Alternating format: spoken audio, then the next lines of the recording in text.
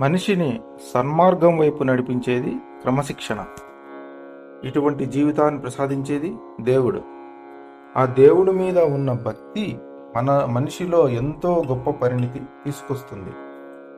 దేవుడు గుడిలో ఉన్నాడని అనుకుంటారు. మరికొందరు ఆ శివుడు కైలాసంలో, విష్ణువు వైకుంఠంలో ఉంటాడని చెబుతుంటారు. మరి మన భక్తి, మన పిలుపు అంత దూరం చేరాలి కదా అని అంటుంటారు ఇంకొందరు. ఆ భగవంతుడు నివసించే లోకాలకు భక్తుడి పిలుపుకు మధ్య అంతర్యం ఎంత? ఈ విషయాన్ని వివరించే ఒక చిన్న ఉదాహరణ. ఒక గురువు తన చుట్టూ కూర్చున్న శిష్యులను చూస్తూ, ఇక్కడ నుండి కైలాసం ఎంత దూరం, వైకుంఠం ఎంత దూరం అని ప్రశ్నించాడు. శిష్యులందరూ వెంటనే తమ బుద్ధి కుశలతను ఉపయోగించి శాస్త్ర ప్రమాణాలను సంగ్రహించి లెక్కలు వేయడం మొదలుపెట్టారు.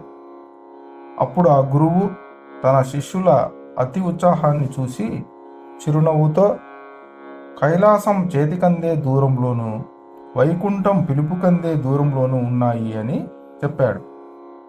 శిష్యులు తమ గురువు మాటలు విని నివ్వెరపోయారు. అదెలా గురువుగా దేవా, విషయం వివరంగా చెప్పండి అని అడిగారు.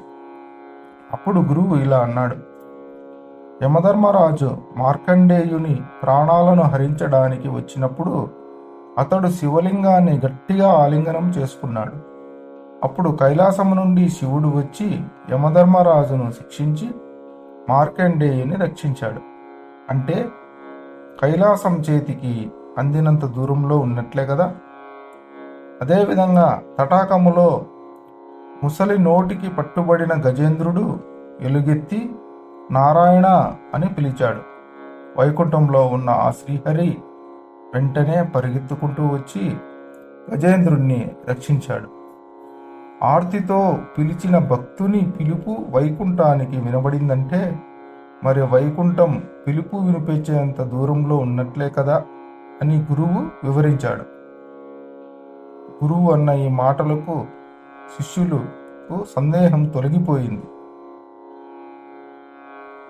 భగవంతుడిని ఆర్తిగా, భక్తితో, విశ్వాసంతో పిలిస్తే తప్పకుండా పలుకుతాడని వారు అర్థం చేసుకున్నారు.